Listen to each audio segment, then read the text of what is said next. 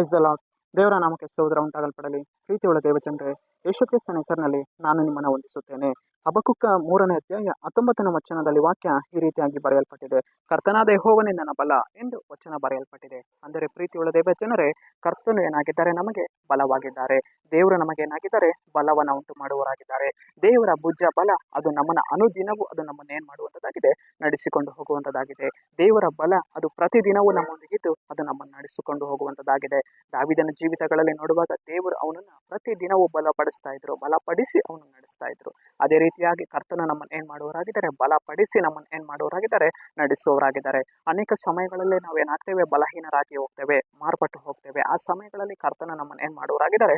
ಬಲಪಡಿಸುವವರಾಗಿದ್ದಾರೆ. ನಾವು ಬಲಹೀನರಾಗಿರುವಾಗ ಕರ್ತನು ನಮ್ಮನ್ನು ಏನು ಮಾಡ್ತಾನೆ? ಬಲಪಡಿಸುವವನಾಗಿದ್ದಾನೆ. ಸರಿ, ನಾವು ಪ್ರಾರ್ಥಿಸೋಣ.